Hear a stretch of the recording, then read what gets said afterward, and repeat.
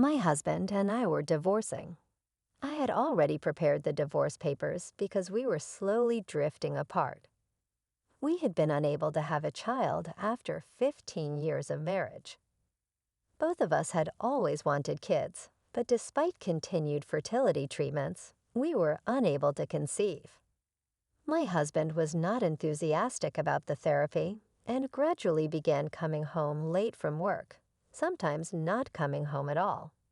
We had separate bedrooms, and he didn't like me talking about children. When we first got married, we always talked about having children as soon as possible, but now I was going to move out of this house. I finished packing and went outside to have my last dinner. My last meal with my husband was supposed to be that night's dinner, so I made reservations at a fancy sushi restaurant. My husband was supposed to come directly to the restaurant after work. When I arrived, he had not yet arrived. I waited for a while, but he didn't show up. I wondered if his work was taking too long. I sent him a message, but there was no reply. It wasn't even real.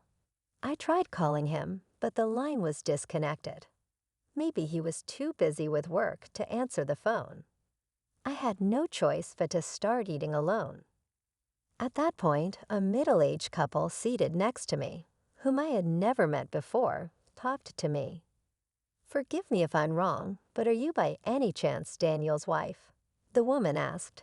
"Yes, I am." I nodded, wondering if they were acquaintances of my husband.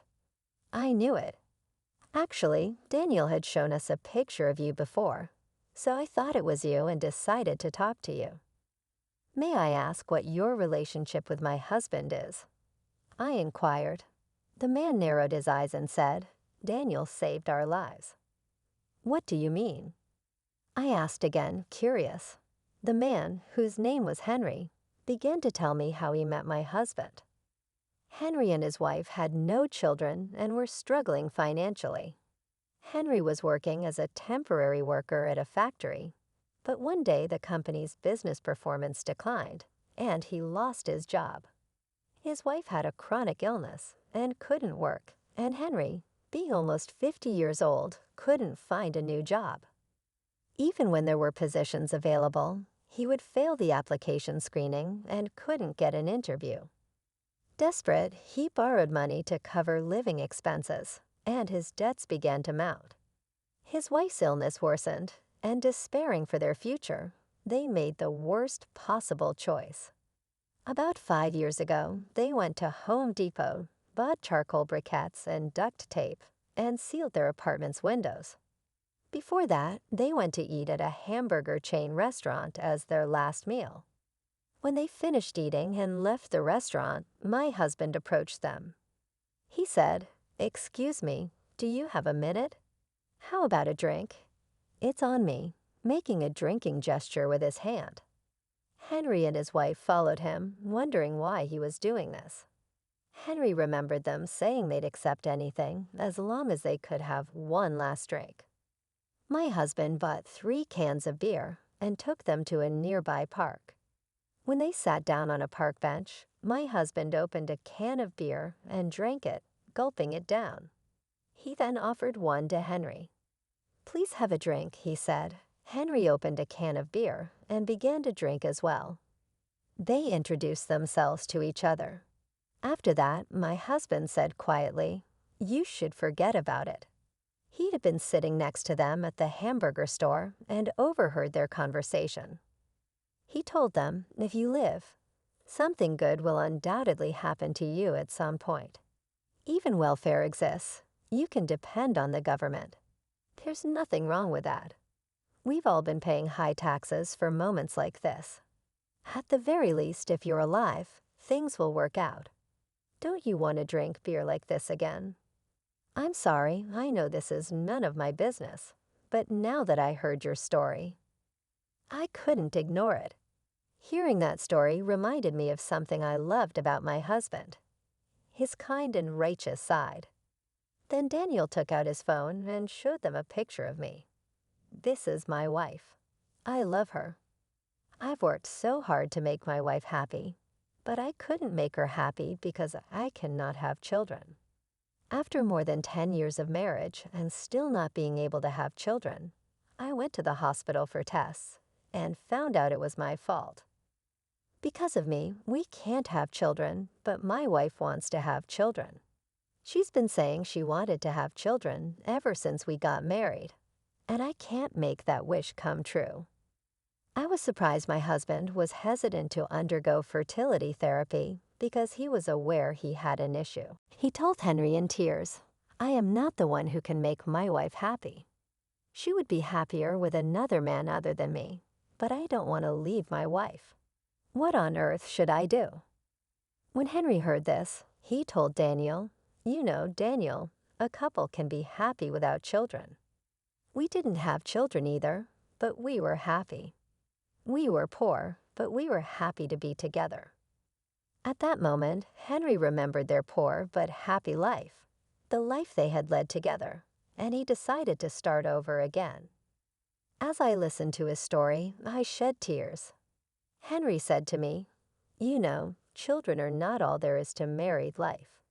Please spend a happy life together with your husband. We were saved by your husband back then, and I managed to find a job while on welfare. I worked hard in an industry where I had no experience, and now we can make a living.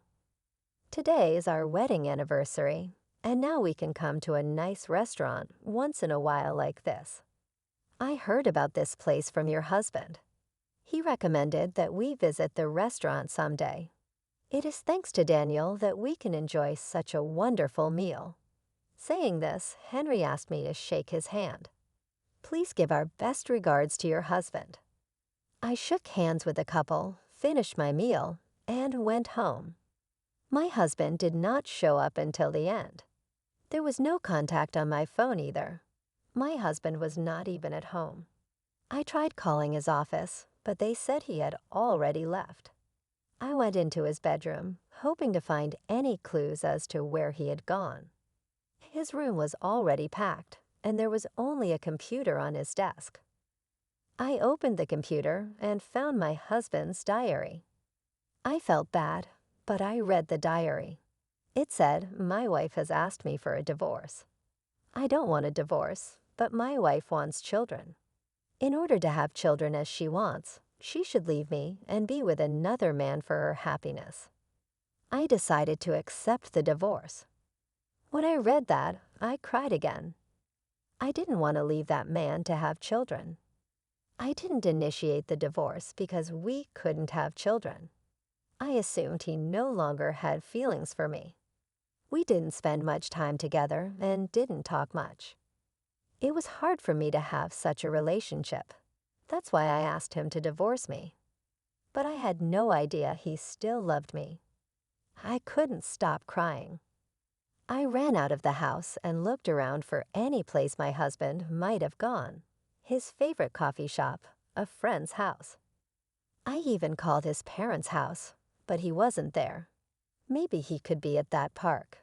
Finally, I went to the park. There he was, sitting on a park bench, drinking a can of beer and crying. "I finally found you," I said. When he heard my voice, he wiped his tears and turned around. "I guess you did." This was the place where he had proposed to me. "Why did you come?" I asked him. "I'm sorry," he said.